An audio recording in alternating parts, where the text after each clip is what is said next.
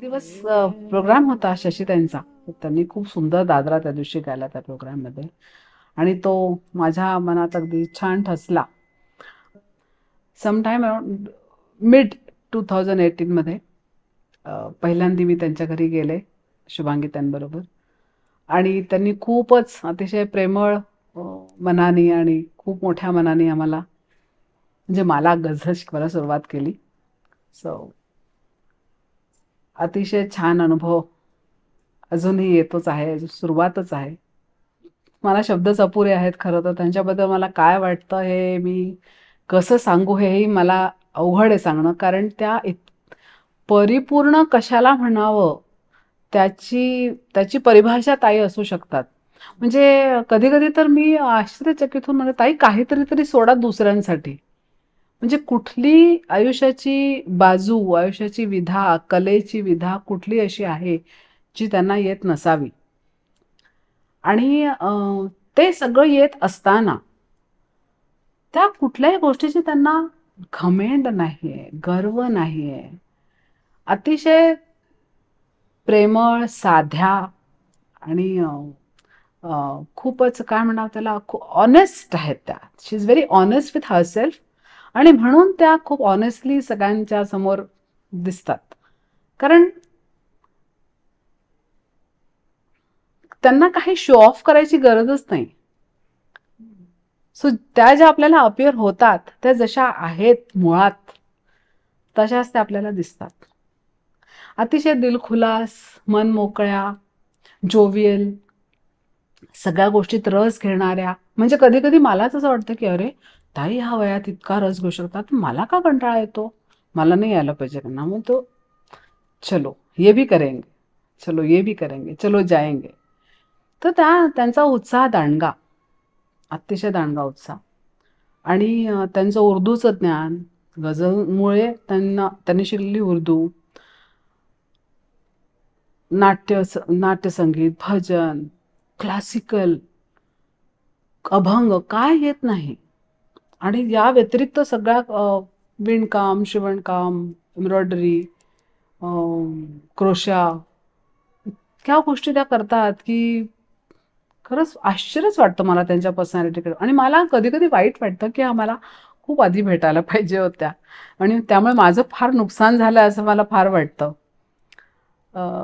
कधी कधी खरंच असं वाटतं, आणि लवकर भेटल्या असतं तर मला त्यांच्या सोबतीचा मला फायदा झाला असता, आणि आणखीन छान पुढे गेले असते मी त्याच्यात. पण ठीक आहे, हरकत नाही. आता तरी मला भेटल्या त्याचा मला आनंद आहे, उशिरा का होईना. त्यामुळे मी त्यांच्यावर अगदी खूप मनापासून प्रेम करते, आईसारखं, गुरुसारखं. आपण ज्याला इंग्लिशमध्ये म्हणतो ना, वन लेवल ऑफ इंडायरेक्शन. तर माझी ओळख ताईंबद्दल म्हणजे मला माहिती नव्हतं, पण एकदा रजनी सांगितलं की मी शुभांगी ताईंनी ओळख करून दिली आहे, मी जाणार आहे तिथे. आणि आल्यानंतर जवळजवळ पूर्ण ती संध्याकाळ आम्ही फक्त शशीताईंबद्दलच बोलत होतो आणि मी सगळं ऐकत होतो. तर त्याने मला जरा म्हणतो ना, एक समझ में आया मुझे कि क्या व्यक्तित्व है वो. हं? मग ताईंना भेटलो आणि तो एक जिसे कहते हैं ना कि उम्दा व्यक्तित्व, बहुत बड़ा दिल, बहुत बड़ा सरस्वती का भंडार संगीत के रूप में, और सिंप्लिसिटी और जिंदा दिल. ये तीन चार चीज़ें ताई के बारे में मुझे अच्छी लगती है.